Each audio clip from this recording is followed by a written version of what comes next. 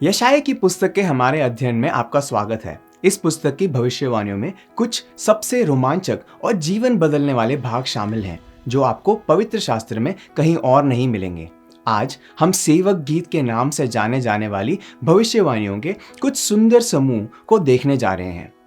यद्यपि यशायाह यीशु के जन्म से 700 साल पहले इन गीतों को लिखते हैं, फिर भी वह हमें बताते हैं कि यीशु कौन होंगे और वह क्या करेंगे।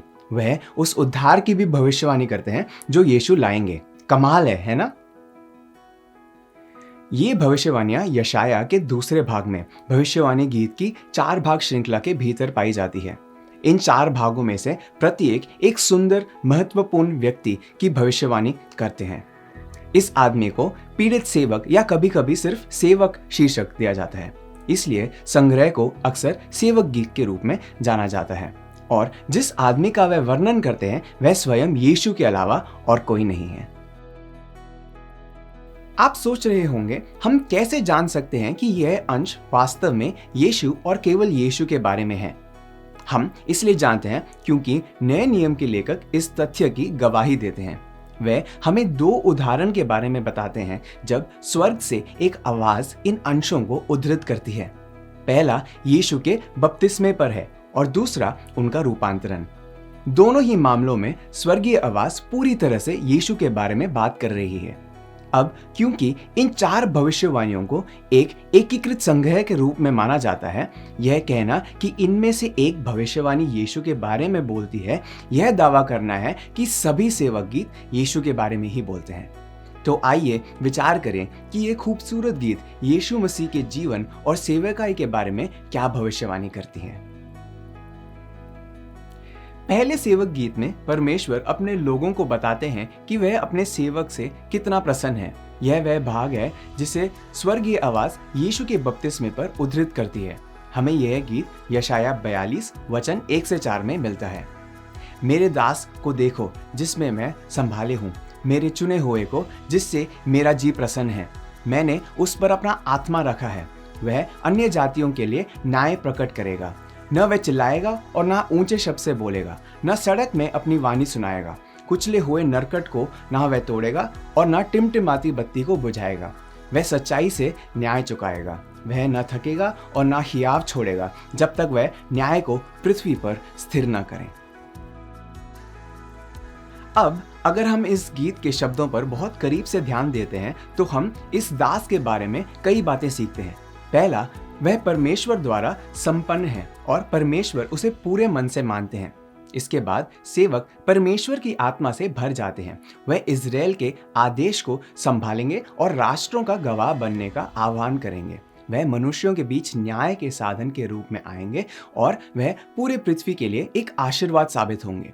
इसलिए दमनकारी और दुष्ट शासकों से भरी दुनिया में परमेश्वर का सेवक एक ऐसे अगुए का आदर्श उदाहरण होगा जो कोमल और विनम्र दोनों है।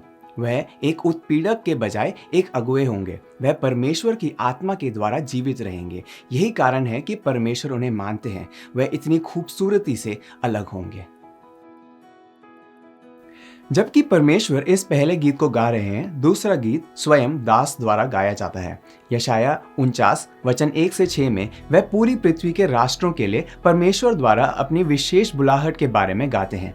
वह वही है जो सच्चे इज़राइल को बहाल करेंगे और वह इज़राइल के सही राजा हैं। वह खुद को इज़राइल के सबसे पवित्र मिशन पर ले जाते हैं, राष्ट्रों के लिए एक प्रकाश बनने के लिए। दास गाते हैं, द्वीपों मेरी ओर कान लगाकर सुनो, हे दूर दूर के राज्यों के लोगों ध्यान लगाकर मेरी सुनो। यहोवा ने मुझे गर्भ ही में से बुलाया है। जब मैं माता के पेट में था तब ही उसने मेरा नाम बताया। उसने मेरे मुंह को चौकी तलवार के समान बनाया और अपने हाथ की आड़ में मुझे छुपा रखा है। उसने मुझको चमकीली तीर बनाकर अपनी तरकश में गुप्त रखा है और मुझसे कहा, तू मेरा दास इज़राइल है, मैं तुझ में अपनी महिमा प्रकट करूंगा। तब मैंने कहा, मैंने व्यर्थ ही में परिश्रम किया है, मैंने व्यर्थ ही अपना बल खो दिया है। तो भी निश्चय मेरा न्याय यहोवा के पास है और मेरे परिश्रम का फल मेरे परमेश्वर के हाथ में है। और अब यहोवा जिसने मुझे जन्म ही से इसलिए रखा कि मैं उसके दास होकर याकूब को उसकी ओर फेर ले आऊं, अर्थात इज़राइल को उसके पास इकट्ठा करूं, क्योंकि यहोवा की दृष्टि में मैं आदर योग्य हूं और मेरा परमेश्वर मेरा बल है। उसी ने मुझसे यह भी कहा है, यह तो हल्की सी बात है कि तू याकूब के गोत्रों का उद्धार करने और इज़राइल के रक्षित लोगों को लौटा ले आने के लिए मेरा सेवक ठहरे। मैं तुझसे अन्य जातियों के लिए ज्योति ठहराऊंगा कि मेरा उद्धार पृथ्वी की एक ओर से दूसरी ओर तक फैल जाए। आप उनकी आवाज में दर्द को सुन सकते हैं जब वह गाते हैं कि इस काम की क्या कीमत होने वाली है, लेकिन साथ ही आप इस दर्दनाक कार्य को पूरा करने के लिए उनके दृढ़ संकल्प को भी सुनते हैं। जहां इज़राइल का राष्ट्र विफल हो गया है, वहां सेवक और उनका बहाल इज़राइल सफल होगा। उनका उद्धार पृथ्वी के छोर तक घोषित किया जाएगा। इस दूसरे गीत में दास हमें अपने उद्धार के कार्य के बारे में बताते हैं। अब जैसे ही हम तीसरे गीत की ओर मुड़ते हैं, हम उन्हें इस पीड़ा में देखते हुए सुनते हैं जो उन्हें सहन किया था। यशायाह 50 वचन 4 से 11 दर्दनाक विवरण दर्ज करते हैं। वह वचन 6 में कहते हैं, मैंने मारने वालों को अपनी पीठ और गलमोच नोचने वालों को अपने गाल किए हैं। अपमानित होने और थूकने से मुंह नहीं मोड़ा मैंने। इस तरह के कठोर व्यवहार के साथ भी सेवक अपनी बुलाहट में रहने के लिए दृढ़ संकल्पित हैं। हम वचन 7 और 8 में सुनते हैं, क्योंकि प्रभु यहोवा मेरी सहायता करता है, इस कारण मैंने संकोच नहीं किया, वरन अपना माथा चकमक की नाई कड़ा किया, क्योंकि मुझे निश्चय था कि मुझे लज्जित होना न पड़ेगा। जो मुझे धर्मी ठहराता है वह मेरे निकट है। दास जानते हैं कि परमेश्वर की मदद से वह सफल होंगे। उनकी निष्ठा केवल प्रभु की ओर ही से है। अंत में दास उनके गीत सुनने वालों को बुद्धिमानी से अपना रास्ता चुनने के लिए चुनौती देते हैं। वह उन लोगों को प्रोत्साहित करते हैं जो उन्हें सुनते हैं कि वह परमेश्वर में अपने विश्वास से कसकर चिपके रहें, यहाँ तक कि अपने स्वयं के व्यक्तिगत अंधकार के बीच में भी। इस तीसरे गीत में दास को पीड़ा और अपमान भुगतना पड़ता है, लेकिन उनकी सबसे बड़ी पीड़ा अभी बाकी है। आइए अब चौथे और सबसे प्रसिद्ध सेवक गीत पर एक नजर डालते हैं।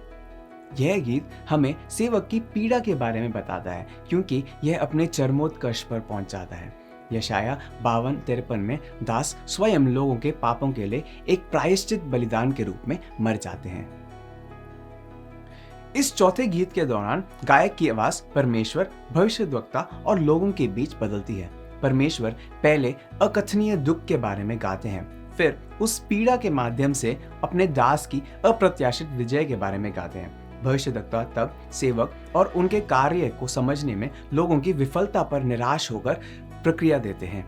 लोग तब नबी की शिकायत का जवाब देते हैं। सेवक और उनकी मृत्यु के बारे में अपनी गलत धारणाओं को समझाते हैं, फिर वह उनके बारे में सच्चाई की घोषणा करते हैं, यह पहचानते हुए कि धर्मी व्यक्ति दुष्टों के लिए मर गया।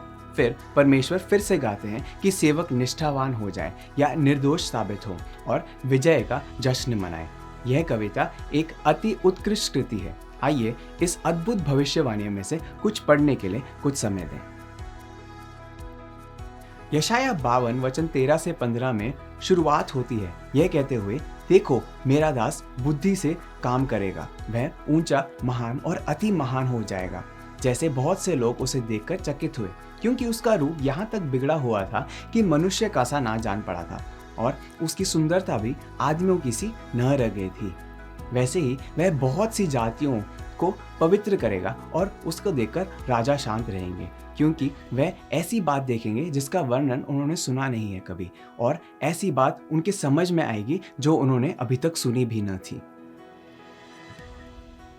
53:1 में यशायाह इस घोषणा का जवाब देते हैं, शिकायत करते हुए, समाचार हमें दिया गया है, उसका किसने विश्वास किया और यहोवा का भुजबल किस पर प्रकट हुआ। जब यशायाह को यशायाह 6 में प्रचार करने के लिए नियुक्त किया जाता है तो परमेश्वर विशेष रूप से अपना संदेश को उन लोगों को निर्देशित करते हैं जो विश्वास नहीं करने वाले हैं। परमेश्वर की योजना स्वार्थी मानवता की अपेक्षा के विपरीत है। इस प्रकार यह आश्चर्य की बात नहीं है कि सेवक उन लोगों के लिए एक पहेली है जो उनके आने पर उनका सामना करते हैं। मृत्यु के माध्यम से परमेश्वर जीवन लाते हैं और धर्मी के बलिदान के माध्यम से वह दुष्टों की मदद करते हैं।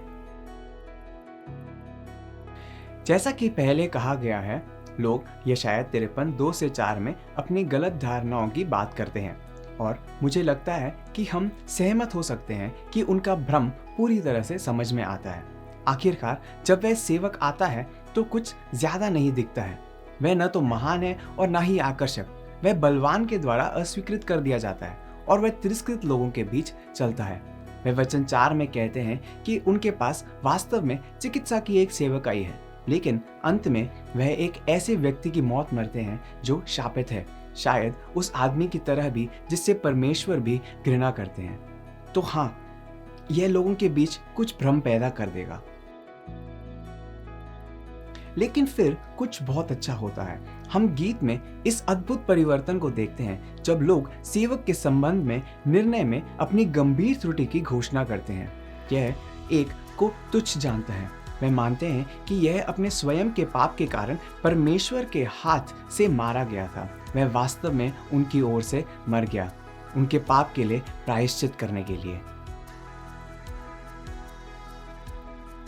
वे 53:5 में घोषणा करते हैं, परंतु वह हमारे अपराधों के कारण घायल किया गया, वह हमारे अधर्म के कामों के हेतु कुचला गया, हमारी ही शांति के लिए उस पर ताड़ना पड़ी कि उसके कोड़े खाने से हम चंगे हो जाएं। यह फिर से सुंदर कविता है। सेवक उनके पाप के लिए मर जाते हैं ताकि उनकी आत्मिक चंगाई हो सके। वचन 6 में लोग आगे बढ़ते हैं कहते हुए, हम तो सब के सब भीड़ों के नाई भटक गए थे, हम में से हर एक अपना अपना मार्ग लिए और यहोवा ने हम सभी के अधर्म के बोझ को उस पर लाद दिया। बाकी गीत इसी विषय के साथ जारी है।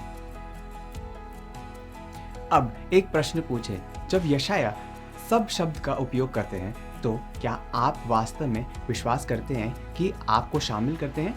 क्या आप मानते हैं कि आप एक मूर्ख भेड़ की तरह जीवन में भटक गए हैं?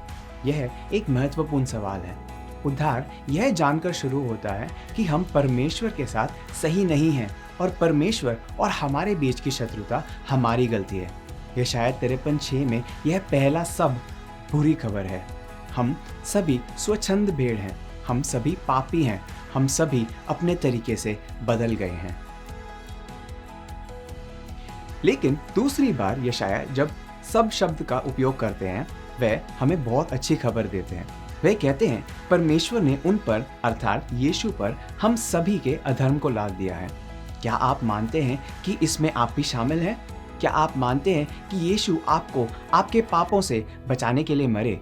क्या आप मानते हैं कि यह पूर्ण यीशु आपको अपने परिवार में अपनाने की इच्छा रखते हैं?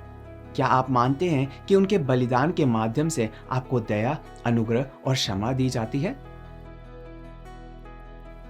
यदि आप इस पर विश्वास करते हैं तो आपने इस बारे में क्या किया है? क्या आपने अपने पापों को स्वीकार किया है और उनकी मदद के लिए अपनी आवश्यकता को? क्या आपने उनकी भलाई और अपने जीवन पर उनके शासन को गले लगाया है और उनके आध्यात्मिक परिवार के साथ मिलकर किसी भी तरीके से उनकी सेवा करने के लिए शामिल हो गए हैं? क्या आपने यीशु के समान बनने के लिए पवित्र आत्मा की मदद मांगी है? यदि नहीं तो यीशु को पुकारें और आज ही शुरू करें। अब यशायाह 53 को पूरे नए नियम में कई बार उद्धृत किया गया है। प्रेरितों को पता है कि सभी 4 सेवक गीत यीशु को संदर्भित हैं। इस अर्थ में कई लोग मसीहा के क्रूस की व्याख्या करने के लिए बाइबल के कुछ सबसे महत्वपूर्ण अंशों पर विचार करते हैं। यशायाह मसीहा के आने के विषय के बार बार भविष्यवाणी करते हैं। वह हमें केवल भविष्य में क्या होगा इसके बारे में जानकारी देने के लिए उपदेश नहीं देते हैं, वह प्रचार करते हैं ताकि परमेश्वर के वचन हमारे दिलों में प्रवेश कर सकें और हमारे जीवन को पूरी तरह से बदल सकें। जब हमें पता चलता है कि मसीहा कौन है, उन्हें क्यों आना है और वह हमारे लिए क्या करते हैं, तो हम बिना बदले कैसे रह सकते हैं। खोई हुई भेड़ों के लिए यह कितनी मूर्खतापूर्वक बात है कि वह चरवाहे के हाथ को अस्वीकार करें जो उस भेड़ के लिए अपना जीवन देता है। जैसे हम आज अपने अध्ययन को समाप्त करते हैं, यह समझने के लिए एक पल लें कि आप यशायाह की भविष्यवाणी में भेड़ हैं, या तो आप अभी खो गए हैं और आपको बचाने के लिए चरवाहे की आवश्यकता है, या फिर आपने चरवाहे के प्यार को पहले ही स्वीकार कर लिया है। किसी भी मामले में आपके लिए एकमात्र सच्ची प्रतिक्रिया परमेश्वर की आराधना है। आप इस बात को समझ सकें कि आप हम सभी की तरह खो गए हैं और ज़रूरतमंद हैं, और चरवाहे के अद्भुत बलिदान की आपकी खोज, चाहे वह 100वीं बार हो या पहली बार, आपके दिल को पूरी तरह से बदल दें।